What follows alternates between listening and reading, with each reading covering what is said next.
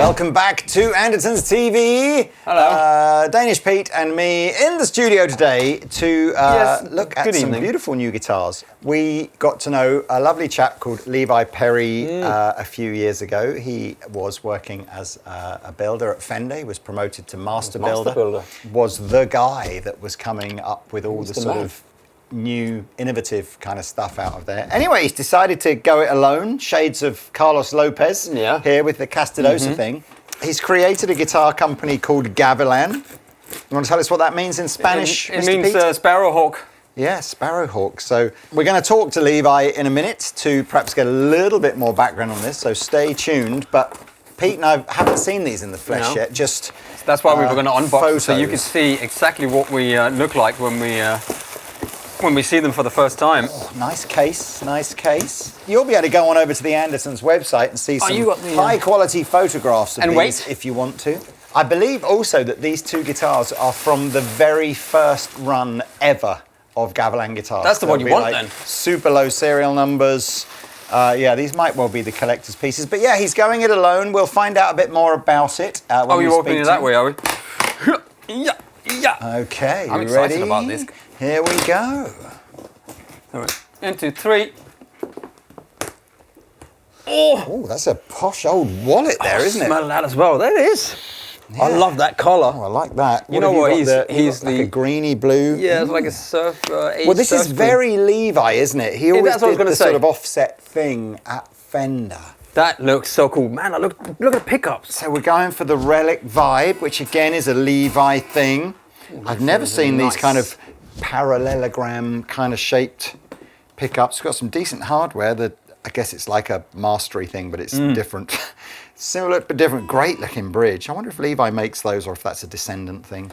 That looks great, man. Literally, apart from knowing that they're Lola pickups, that is all I know, but it feels great. I like the shape. What's it reminding you of? It's not really reminding, maybe like a bit of offset, but I'm not sure if it's got a sort of distinct shape. This is, I'm seeing Firebird up here. Yeah, Firebird. Yeah, Firebird here. I'm seeing a bit of Firebird here, but I'm seeing Jazzmaster vibes kind of here. You're seeing a Firebird there. So, well, what's this? What's that angle from? I'm sure that's from a, maybe not. What am I seeing? Or like a Cower when he did the Firebird thing. I'm sure this kind of slightly squarer. Kind of, I like it. You know. I like the fact that the scratch plate again doesn't. It's picking out those little kind of. Yeah, that's. Really anyway, cool. Look. Shall we? Let's jump on Zoom to Levi now, ask him some questions, and then we'll plug him in. Hey man, how's it going? Good, how are you? Yes, and how hot is it in New Mexico this morning? It's not bad at all right now, actually. It's really nice. It's comparable to California. It's kind of the same. Nice. Night mornings, but... Oh, well, look, congratulations again on creating Gavilan. I wish you all the very success with it. But Pete and I are in the studio. We're looking at these two. We've just unboxed them for the first time. So take us through, I gather that the two guitars that we've got are basically the same spec, aren't they? But take us through, what was the inspiration then for the shape and the overall design? It's changed. It's been years of kind of drawing things, throwing drawings away, coming back to it. So it kind of started as this part of the logo and part of Gavilan, which is Spanish for hawk, was kind of trying to bring elements of the hawk, the Gavilan, into the design. And so I wanted some sharper points and sharper curves in there while still being kind of soft and comfortable. And so that inspiration, if you look at the headstock a little bit, you kind of see a little bit of like a beak to it. I didn't want it to be obvious. I didn't want it to be this bird guitar, but I wanted to kind of let some of those design elements feed into the design and the overall shape of it. And so it was just a lot of messing around and drawing things until I was happy with what I'd drawn. I haven't plugged one in yet, but I noticed you've gone for a slightly sort of chunkier vintage style neck. Is that your preference, and are there going to be options for customers to do different neck carves? Yeah, right. I mean, that's my preference for sure. I call it a medium C.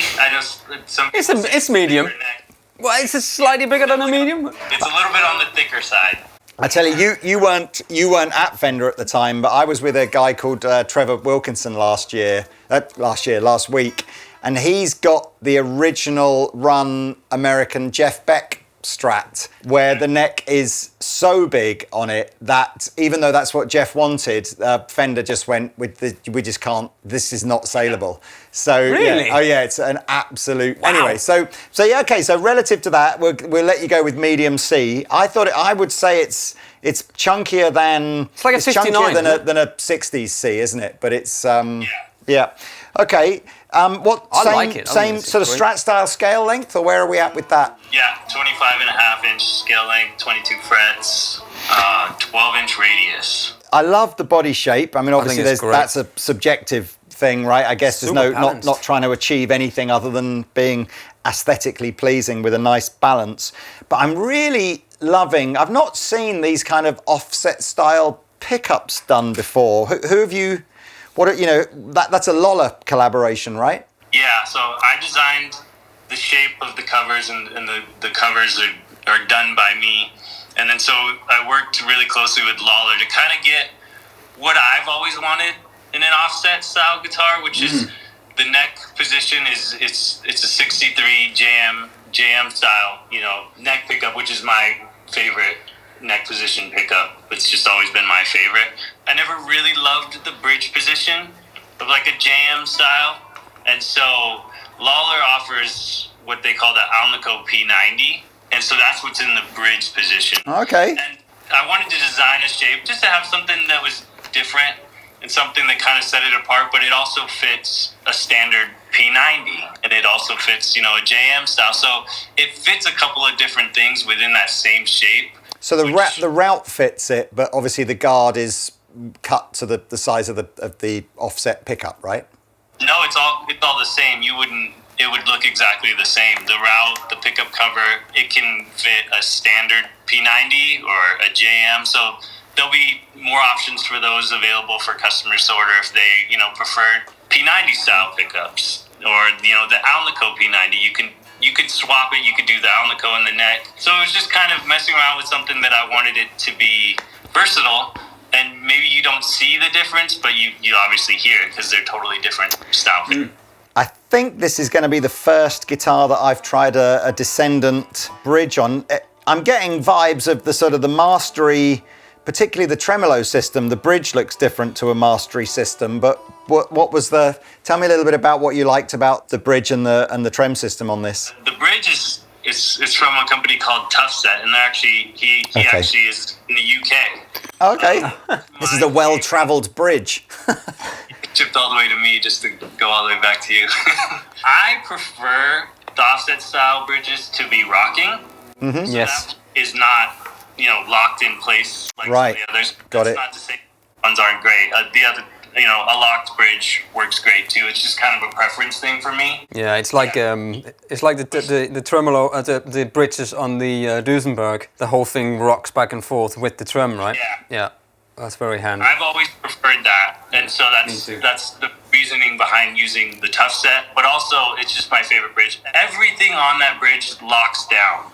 Once it's all set and locked in, it's not moving, and you're not going to hear any rattling. And then you've got the Descendant tremolo, which it allows that pitch angle to go a little deeper. And so that combined with the headstock being angled is just like there's a lot more tension coming right down on that bridge and just holding it in place. Nice. The white one here, I've got serial number 3. And this is 9. You got serial number 9. So these are both in the first. What have you made? Like 10 of these so far? Or are you into double figures? 10 is double figures, isn't it? But you know what I mean. This is early days. Well, look, good luck, man. If we've got customers interested in these, and maybe the white one and the sort of green one's not their bag, what kind of options are you going to be offering so that our guys can help customers choose? You're doing is it colors, neck thickness, and choices of pickups, or what are you doing? Colors for sure, pickguard covers, all that stuff. Pickups, yeah, they'll be, it's within that same shape, so it'll be the other options that offer. I'll also have the built-in fuzz as an option coming soon. Nice. Relic levels, you don't have to have a relic one, so you can get creative with it, and then obviously you can have like the blue one, the whole neck painted, the whole back of the neck. Let's show you what we mean with, in fairness, you'll see this on camera. Yeah, we'll get some kind of close-ups. different compared to what's happening on that one. I'm excited to plug it in, and I guess just want to wish you all the best. You know, I think anybody that leaves the sort of the safety, obviously, of the, you know, a corporation like Fender, you know, the mothership, where you know you've sort of as long as guitars are sold, you'll have a job. Yeah. You know, you've gone out on your own. It's a brave move. I know Carlos Lopez has given you a lot of kind of, you know, advice and mentoring around how to do your own thing. But honestly, you don't need anybody to help you build guitars. That's what you're expert at, right? Absolutely. So I just want as many customers as possible to take the trip down to Guildford to check these out, or wherever your nearest Gavilan dealer might be. I guess you've got a website with where people in the States can go and try stuff and all that kind of stuff. So that's cool, man. Well, look, and you got plans to be over in the UK anytime this year? Possibly, yeah. I would love to come visit you guys. All right. Well, look, let's do something like that when the time is right. Come over, bring some more crazy guitars with you. But we'll give you every support that we can. And yes, people out there in guitar land, support Levi and his new venture, and bag yourself a fine guitar at the same time. I guess we better plug these in and see what they sound like. So keeping my fingers crossed that the rest of this video goes well for you. Take it easy. Thanks again for getting up early, and we'll see you soon. Okay, before we plug in, there is some case candy. So you've got, that's just the empty box that the Tough Set bridge comes in. Oh, I like that he puts that in there. Yeah. That's cool. You've got a nice little key ring with a spare arm tip. Oh, if you want a white tip, or you can have a black tip. You're going to love this here. This is a guaranteed John Connon. Actually, it's never wrapping around his head, is it? But you've got your Gavilan guitars little handkerchief. That is cool. You've got a nice strap. Get this strap from Native Sons. I don't know if there's like a different colour in each bag. Yeah, I haven't looked in the other one. And then what's in here? I guess this must be a very pretty. And that's leather there. I sniffed it. I had to sniff that pouch. It's made from real sparrowhawks. Yeah. Here we go. Yes, a nice Gavilan certificate of authenticity signed by Levi with a date on it. He's a lovely guy, isn't he? He's a very nice guy. He's probably the master builder that we got to know best, actually, wasn't it, in our sort of time of working with Fender? So it's kind of sad that.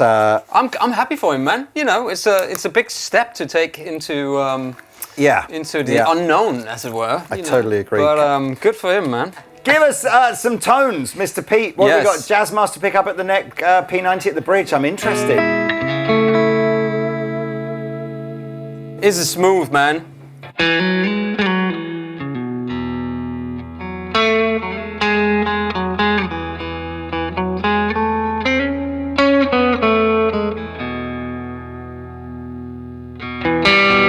What? Can you play that song in a minor key? Like, do it.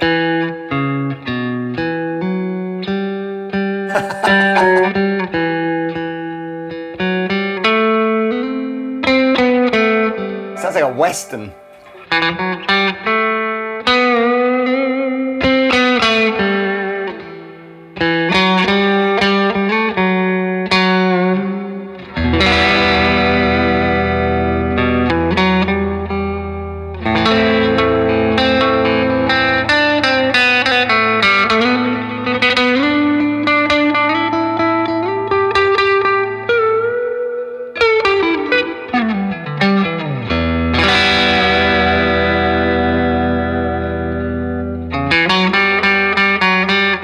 Man, it sounds good. I tell you what, it's really good to play. But all of his guitars I've always been really good to play. Doesn't it?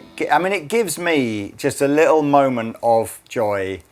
And I know, you know, Pete and I play loads and loads of affordable stuff, and especially on the amp side of things, when you've got an amps with like tons of effects, and you like your mind is like, wow, I can't believe all this stuff.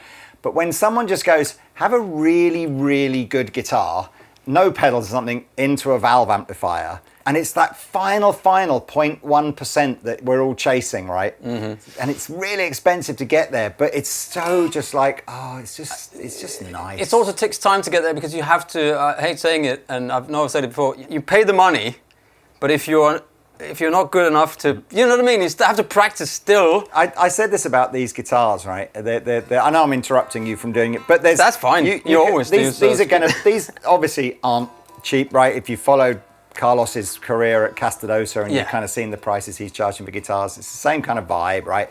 This is very much supporting Levi making one guitar at a time out of his own workshop in his own house. You know, it's like, this is literally how it works for it. You know, it's not subbing anything out. Or you can spend this kind of money on a guitar with like killer flame tops and killer inlays, and you know, I mean, Paul Reed Smith is a great example, right? And you can kind of see that that's where the money has gone. Like it's just gone into just the highest level of workmanship and incredibly complicated inlays, especially when you see some of their private stock. You get where it's going.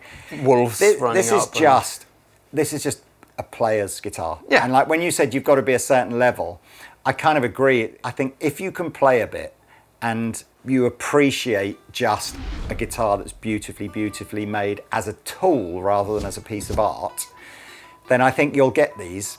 But isn't guitar supposed to be a tool? Isn't that what they've made to be? All guitars are, but it's a tool. It's a tool of the trade, you know, and that's why you need more than one. That's why you need more than one. But there's definitely some guitars that go down the art route, especially when we go around that sort of boutique guitar showcase at the NAMM show. You can see some are built almost entirely for art. And there'll be 50 grand, some of them, and I understand that, but that's the same as somebody painting a picture, or doing a painting, you know, and it's the art. Anyway, let's start. I won't interrupt now. No, it's fine. So I do have a Cali 76 double stacked, and I've got a little bit extra reverb on there.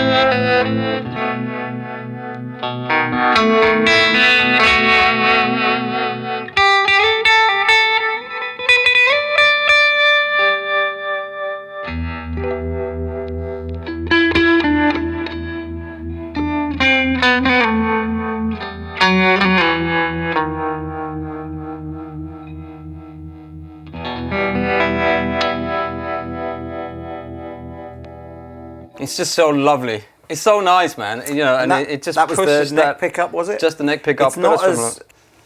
It is fatter than maybe I've associated a Jazzmaster pickup with being, isn't it? It's glorious pickup. That it's so clear and clean.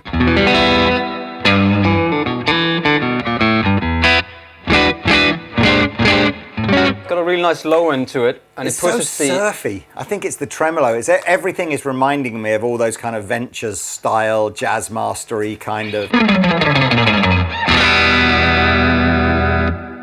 It pushes the front end of the amp really nicely. Here's the middle position, as you can hear.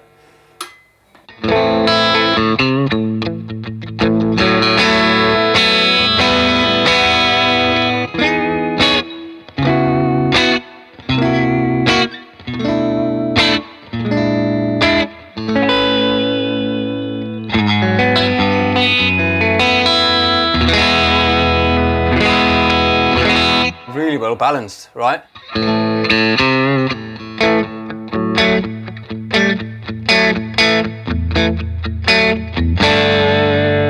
It's the bridge.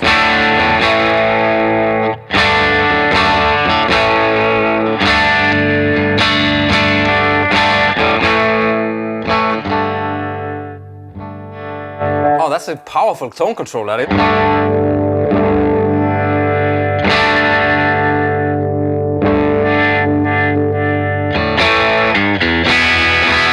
A bit of a dang.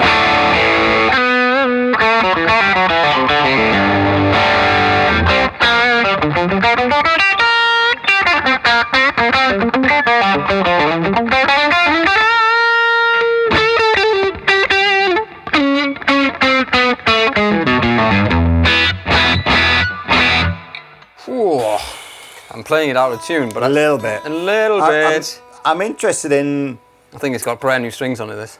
I think that this rocking bridge system, it is an old. You know, I think maybe I don't know whether Leo worked this out, but as your tremolo is moving, like as in you're changing the sort of the pitch of the strings like that. If you want the chords to stay in tune, like to keep the intonation on, what you really want is the bridge to sort of rock a bit like this, which of course on something like a Strat it doesn't do, or in fact on most guitars it doesn't do. So yeah, that's the idea with this. Funnily enough, it was a feature that Jim Burns was trying to do on one of his trend systems as well. So we've been looking at sort of roller bridges and stuff. But these descendant things, these cost as much as a whole guitar. Sort of a whole guitar, don't they? So, but like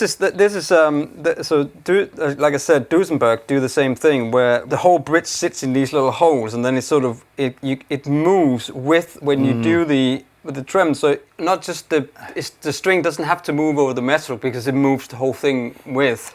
It's at the same time. It's probably not even moving a millimeter, but I mean you can see it moving, but it's slightly sort of changes its pivot as well. And it's moving differently from the lower strings to the higher strings as well.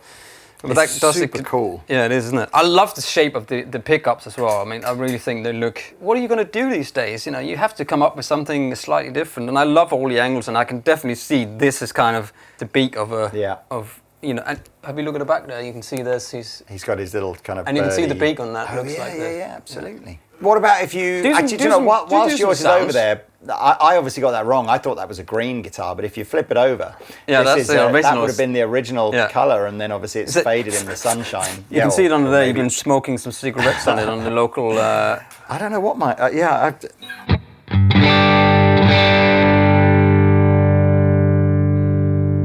How clear is that? What a great pickup.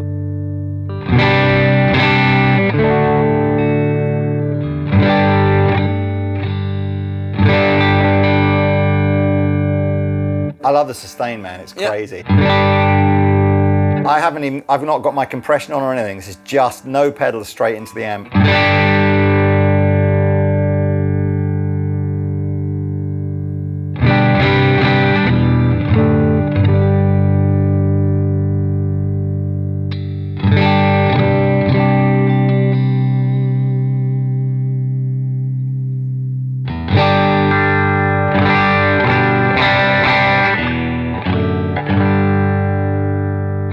How balanced when you switch between the pickups, it's not like there's any volume dip or anything, and the sound doesn't radically change like it does on some guitars, where you get too spiky in the back or too much low end. You can easily go between these two pickups all day in these two.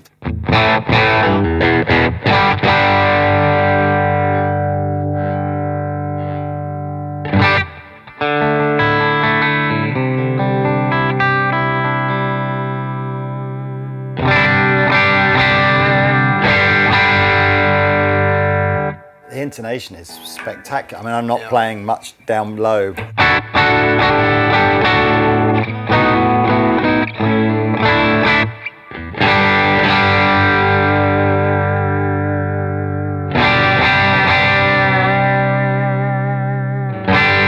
Man, that's a good sound with no pedals. Normally there's always something and you go, I'll just add a bit of this, but I don't know that there's much to reverb. That's what the guitars like this do.